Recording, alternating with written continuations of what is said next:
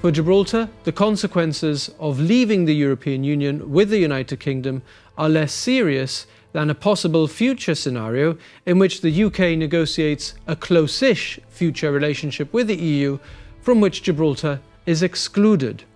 This according to Sir Peter, who says such a situation would make Gibraltar feel a bit left out and could impact its attractiveness as an economic location.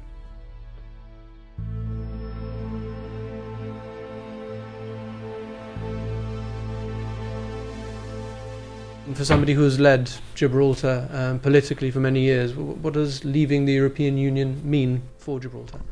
Well, if you're asking me specifically, what does it mean for somebody who has led and indeed for people who are now leading Gibraltar, I think it means a whole less problems of a certain kind. I mean, the Chief Minister spends, at least I used to, and I suspect that my successor does too, a huge amount of our time grappling with EU-related issues. How to comply with this, how to complain about that, how to push back against Spanish pressure on the other, how to make a compulsory EU measure be as least threatening as possible to our economy. All the sort of things which used to occupy us increasingly will not. So from the point of view of governance, I think there will be less rather than more problems to resolve, although there are going to be some difficult and important moments, both for Gibraltar and its current political leadership during the next 10 or 11 months. And for Gibraltar as a place, what do you think it means to no longer be part of the EU? Well, I think this is a very interesting question, and we all voted almost to a man, woman and child to stay in, and I've often stopped to wonder, well, why do we do that? Why did we all vote that? Almost as if it was as important as sovereignty, which is the other issue on which we all vote in the same way. And of course it isn't as important as sovereignty, and that's very important that people should not sort of over worry about this. So being in the EU has a several dimensions. It has an empathetic dimension, a sort of almost humanistic dimension of a sense of belonging to the continent and being part of the continent. And in that respect, there's no change whatsoever. We in Britain continue to be Europeans, and no doubt we shall be receiving some degree of favourable treatment. We're not going to start to be treated like people from East Asia or further afield or Latin America or even the North America. So I don't think there's any concern there. In terms of the other aspects are economic and political. In terms of the political aspects, the fact of the matter is that we've had this sense that somehow being in the EU, both us and Spain, has acted as some sort of handbrake on Spain, discouraging her and or prohibiting her from engaging in some of the excesses with Gibraltar that she might otherwise have been tempted to. And I don't think that really has been so either. I mean, the EU has not, until very recently, has not been particularly helpful to us on frontier queues and things of that, and frontier fluidity, which is a real big issue for Gibraltar. I mean, people remember the Vraña double filters, and more recently the Margallo, the single filters, but as bad as the double ones. So, I mean, the EU has done as little as possible, as late as possible, and under maximum pressure only, to do what we in Gibraltar thought we were entitled for them to do as a matter of our right and their obligation. And on the question of our aspirations of self-determination and the resistance of Spain's sovereignty claim over Gibraltar, I mean, I think the EU has been singularly unhelpful, unsupportive and unsympathetic. Evidence of it is that the moment Brexit is announced, they side with Spain and insert all these clauses, remember the famous clause 14 in the first agreement, giving Spain a veto in respect of protecting her sovereign claim and all of these things. So I think on the political front either, we don't have much to fear because we haven't had much of it in the past from being out of the EU, which leaves the economic dimension. Of course, there's no doubt about it that being in the EU has been of some use, but it's also been of some burden. So being in the EU has caused the small community to fund some hugely expensive things which have been imposed on us by the EU. The EU has made us change our tax laws. The EU has made us change our economic models on many occasions, not least the exempt company and all of that. So it's been economic challenges, but there's also been some economic opportunities. And the economic opportunities have been mainly in the context of financial services and gaming. Membership of the EU gave Gibraltar the appearance of a very attractive platform for EU gaming companies. In the end, actually, it didn't turn out to be that way, but we attracted them here in the first place on that basis. Now they're not here for that reason, because they've made other arrangements for their EU operations. But it helped us get the industry off the ground. The EU single market passport, as it's called, in other words, if you're established in Gibraltar as a bank or insurance company, you can do business in any country of the EU, is a valuable economic right. But in fact, we have not exploited it particularly well or particularly successfully. So it hasn't been sort of the golden pot. Much more important has been the way we built up our financial services link with the United Kingdom, for which we don't need EU passporting and which is happily secured through the bilateral agreements with the UK government in the context of Brexit.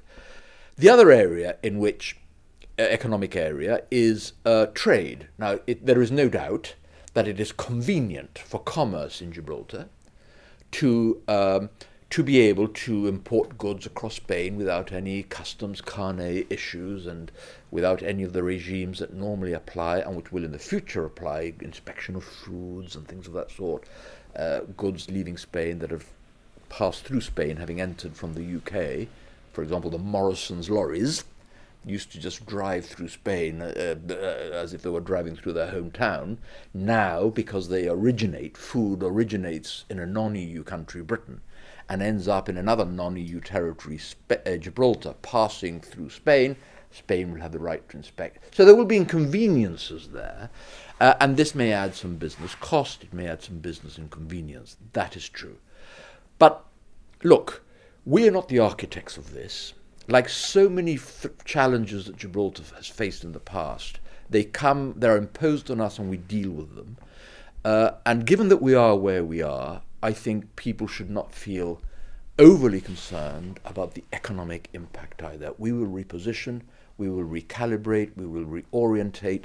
The activity that we might lose is not that big anyway. And people should not, there may be some repositioning and some short-term stresses and strains, but nothing that goes anywhere near threatening Gibraltar's economic survival or standard of living. Let me pick up on one or two of the things that you've said. Firstly, I think you did qualify it, but let me just ask you, Gibraltar and its political leaders changed the way they thought about the importance of the EU. Before the vote, it was vital because, as you say, it was considered to be something of a handbrake, or it would help in very basic terms Gibraltar to ensure that Spain didn't bully it. And now we don't. Now the assessment is that, well, maybe it wasn't very helpful anyway. No, I think there are different questions posed at different times, and both lines are legitimate. It is true that we would all much rather be in Europe. So everything that I have just said, which was not intended to sound enthusiastic, it was just intended to try and reassure people, to the extent that anybody can still be reassured by my views, that this is not sort of time for collective worry and collective depression about what this means for us. It's not that sort of challenge that we face. But nevertheless, we all would very much have preferred to be in the European Union and keep the opportunities such as they have been, rather than lose them. So at a time that we all wanted to signal in the context of the British referendum, because remember, talking up the importance of the EU to Gibraltar was not just something that we all did. in the context of the local referendum campaign and the local referendum result, we were all hoping that this would translate into a reason why undecided voters in England and Wales and Northern Ireland and Scotland might vote Remain on the basis, well, we don't care, but look, if it's vital to Gibraltar that we think highly of and that we don't want Spain to get their hands on, then all right, we'll vote Remain. And in any case, it's not just that, the local dimension too. I think the government and the opposition and any commentators, including myself, would have wanted to signal that people should vote Remain rather than... So now the result is what it has been. And I think the fact that we all did that doesn't mean that we are now committed to allowing people to over-worry about this. I don't think that would be fair. So if there has been a bit of political license taken, I think it should be forgiven, because it's not that is what politics is, and it goes no further than that, really. Okay, let's look forward then to the transition period, which will see, we are told, intense negotiations involving the Gibraltar government. As somebody who obviously was Chief Minister for 16 years and had your fair share of international negotiations to deal with, what can you say of the months that lie ahead for Fabian Picardo and his team? Well, I think that they're going to be tough and important months for him as Chief Minister, and for us as the people whose future are currently in his hands. I think it is important that whatever Britain is able to negotiate for itself by way of future relationship between Britain and the EU should be applied to Gibraltar. That is almost more important for Gibraltar than having left in the first place. In other words, the consequences of leaving with Britain are less serious, in my opinion, than the consequences of Britain now negotiating for itself a close-ish, with privileges, future relationship agreement with the EU, and us not being part of it, because that does start to make us feel a little bit like being left out. And that has other reader crosses, and it could impact the way other people see us and our attractiveness as a future economic location in the continent of Europe, that sort of thing. So, I think we've Gibraltar successfully negotiated. I've expressed this view before. These memorandum of agreements and the tax treaty, participation in the transition period. What that has bought, in effect, is the right to take part in a continuation of the EU rule in Gibraltar after Friday. Had that not happened, on Friday we would be out, and then we'd be into all sorts of questions of identity cards and passports and all this stuff, and driving licenses, and whether we could go into Spain without a visa and all this nonsense. So the agreements so far have bought us that we stay aligned with Britain insofar as the EU is concerned. Nothing changes on Friday. Thereafter, and during this transition period, which Boris Johnson has said, we'll see, he won't extend beyond December this year.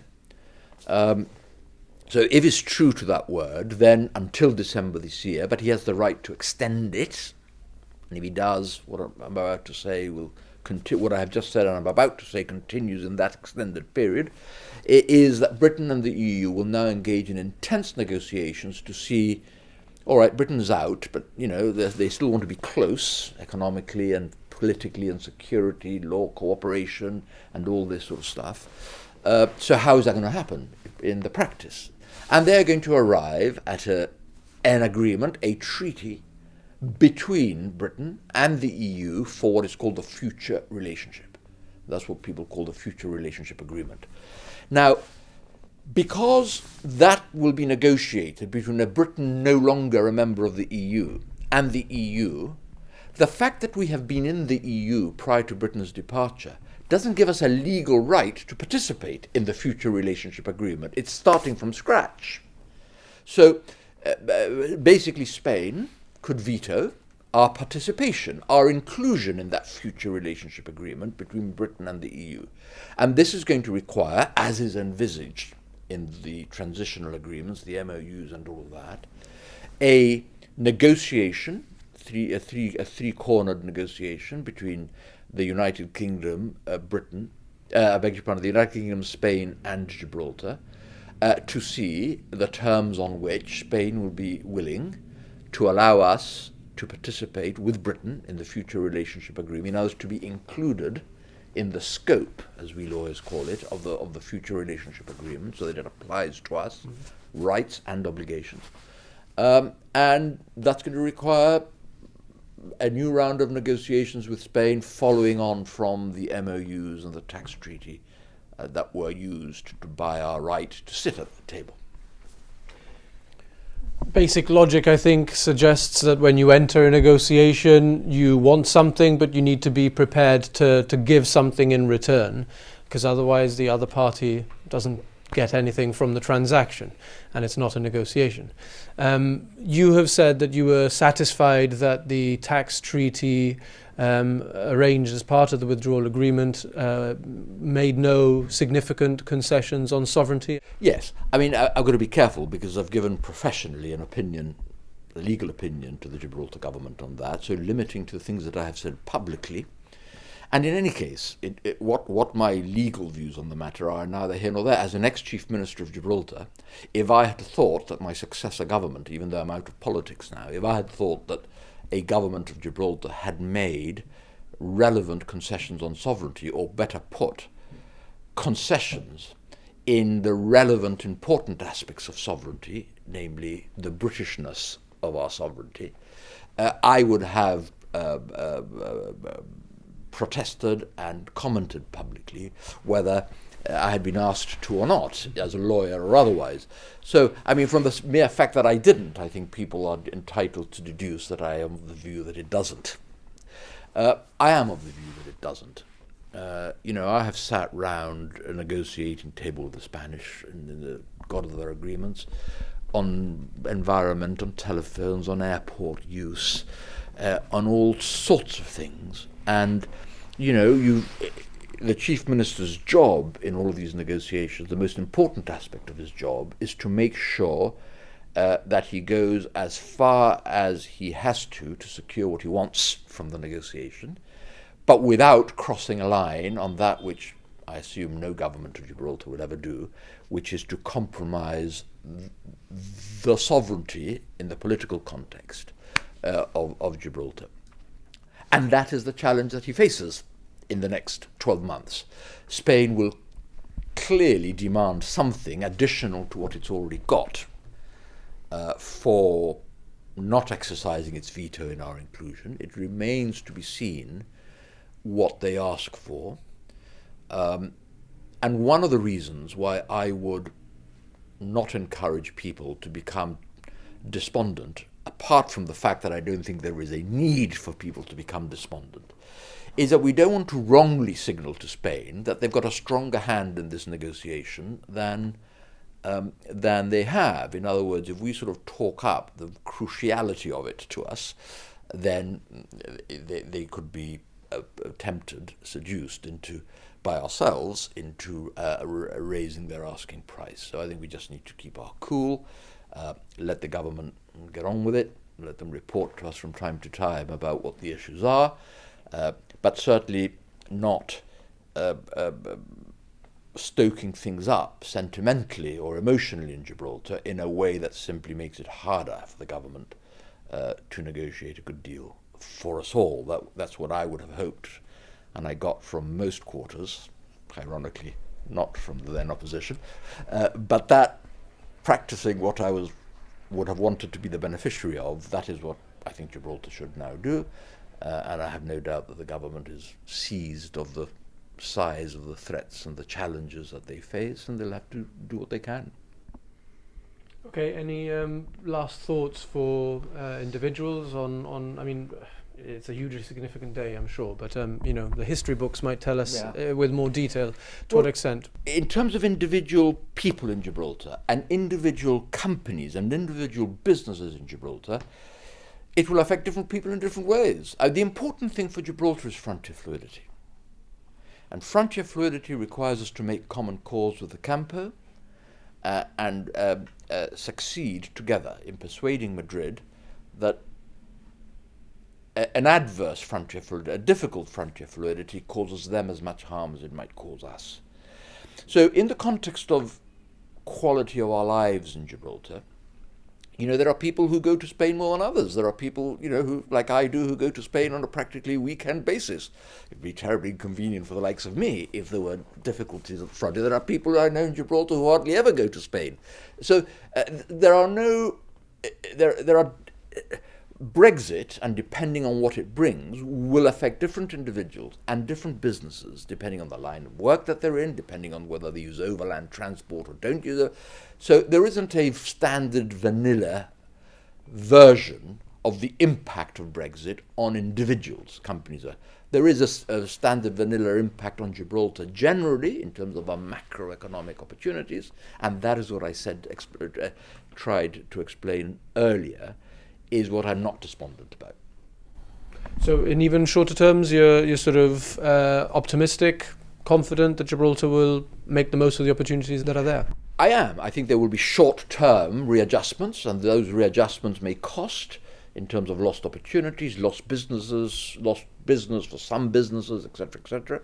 But given the importance of the issue, I think the price will actually be relatively small and relatively manageable, and that we will be able, without too much time passing, to make up whatever business we might lose, and to then make it grow further and faster as a result of being free of the shackles of EU membership.